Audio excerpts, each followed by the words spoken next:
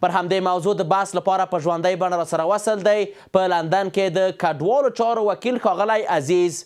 مارد صاحب. مارد صاحب ستړی مه شئ، وخت د بخیر خپرونې ته هم په خیر راغلی. مارد صاحب آیا په رښتیا هم اوس مهال په افغانستان کې لوی کوچنی سرتیری ډاکټر هر څوک د بیروني یرغل په وړاندې کلک ولاړ دی؟ مننه جناب لالی صاحب. لومړی تاسو ته لیکي همکارانو ته لیدونکو اورېدونکو سلامونه احترامات وړاندې کوم. ګوره دا د اوس خبر نه ده چې اوس ټول افغانان نر و ښځې د خپل هېواد د دفاع دپاره د خپل خاورې د حاکمیت دپاره قرباني ورکوي او قرباني ورکړې ده. دا په تاریخ کې ثابته شوې ده. تاریخ دا ښودلې ده چې کله به د غزا د غزوې یا د جهاد غږ څه او بیا به د بهرنیانو په وړاندې باندې یو فتوا ورکړه سوله یا به قومنده وسوله، بیا به نو هېڅوک ارام نه وو، ټول به راپاڅېدل. یو دغه ډېر به چې بوډا وو یا به ډېر ماشوم وو او یا به بیمار وو، هغوی به بیا به دوی به دعا یې کولې. نو نر و ښځې راجګ سوي، تاریخ ګواه ده، تاریخ هر څه پراته دي او تاریخ څوک جلد و هغه مثلا ملاله که یادوي څوک نسي ردولی او یا که بي بي عینو یادوو موږ په دې باندې پوهېږو د څه کاروایي او څه کړي دي، یا زرغونه څه مشورې ورکړي یا څه کارونه کړي. دا واضح یا بي بي عادې بي الماس ورته وایي د دې او دا اوس قاتلان نومونه واخلو ډېر نومونه دي. نو په دې وخت کې به هر څوک راپورته کېدل. کله به چې افغانان به سیمې ته تلل، دغه سیمې خلک به تیار ورته ولاړ، هلته به دا به ورته ویل تاسې مه راځئ هلته موږ یو. نو بنان هغه همیشه یو نظم و، خو دا یو هغه دا وایي انګریز لیدلی د موږ زور دی، نو پنجابی د کومې ښځې زوی دی. نو دا خو ډېر تبرځواک هېوادو په وړاندې افغانانو مبارزې کړي، جنګونه کړي دي، دفاع یې کړې ده همیشه. افغانستان یعنې یو چې په تاریخ کې زه وایم چې افغانانو هېڅ وخت له افغانستان نه حمله نه ده کړې په چا باندې. ځینو کسانو کړې هغه افغانان نه وو راغلي و افغانستان ته، له افغانستان یې وهلي دي بیا تللي بلې خواته. او که دوی مثال شته مثلا او که بیا موږ ووایو چې نه بعض راغلي حاکمان لکه تماسخلي نادر افشار دی ترک و،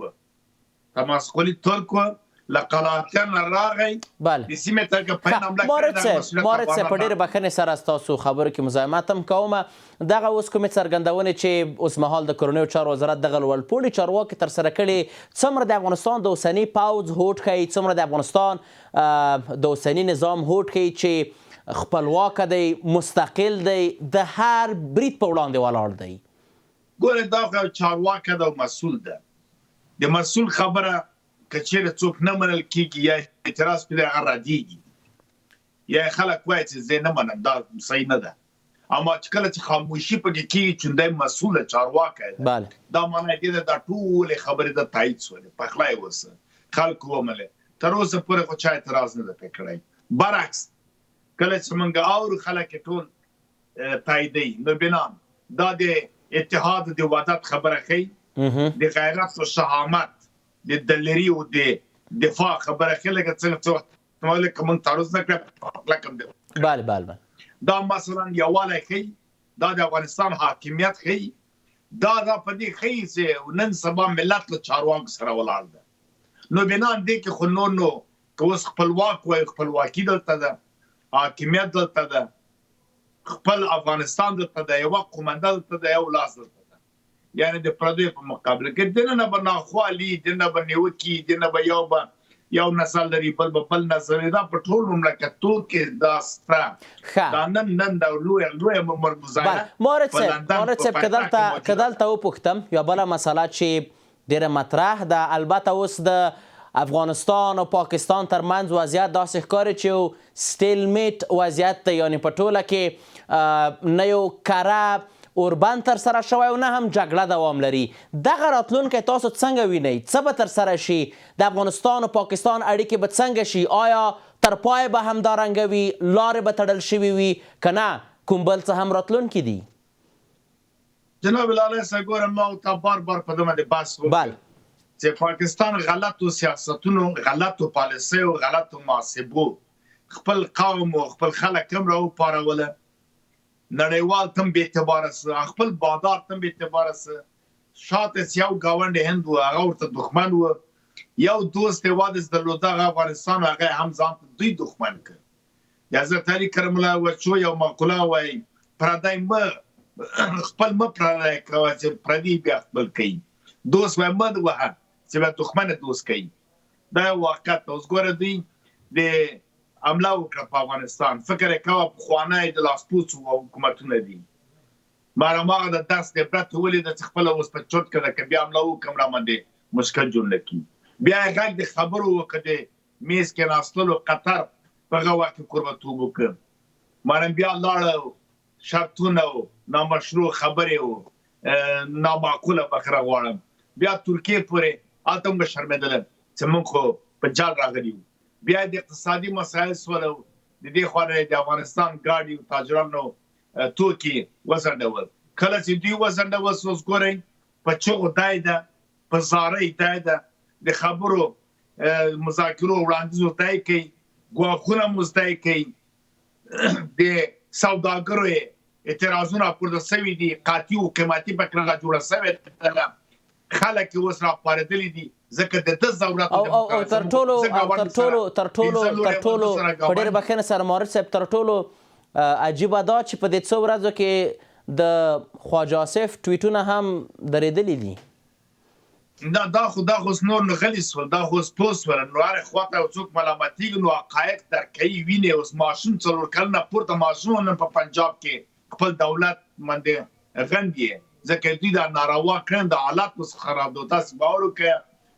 انګور اوس نه پیدا کېږي غیر شتمنې په 2000 کلدار باندې یو کیلو پیری یعنی دا مشکل چا جو کړه موږ د څو وسوله موږ برعکس نور بدیل لارې پیدا کړې واڅدلو دې ته چې موږ لار چابهار او هند پورې هند هغه ادرس د موږ لپاره په تاریخ د افغانستان کې همیشه موږ سوداګري او صادرات او تولیدي او صنعتي لوی هیواد ده بله او په دې سیمه کې ښه کېږي ته تاجکستان پلاوی دلته راغی ترکمنستان سره خبره تبادله سولې له ایران سره اوس کله چین او روسیه او نور سره د منګه حالات دا راغی چې برای منګه تر واخست هم په پوځي کې هم په سیاسي کې هم په ټولنیز کې هم په سوداګري کې نو ولې چې دای په ځل کې غدار وو اوس چې د پورته سوي دي وایي چې دغه پختګان نایت صدای خروش از مردمان خام خیزد خام معنا په دې چې 50 کال افغانان دومره وټه کېدل لارې بندې سوې بمبارد ورڅو چغه د چا پورته نسوله مارم د دې ګوره تاسو په یو میاشت لا پورانه د چغه پورته سوې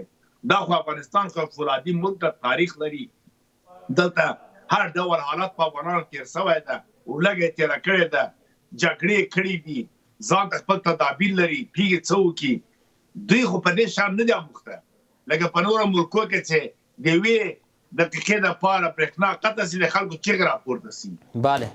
دا خو عادت نه دي دوی خو په دې باندې نه پوهېږي نو بنان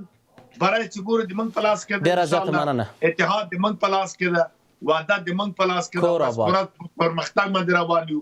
یو څه نااصلاح کړي مسلې دي کورنۍ هغه به اصلاح سي راتلونکی بدنوي نو ښه وي نو ډار وهم و چې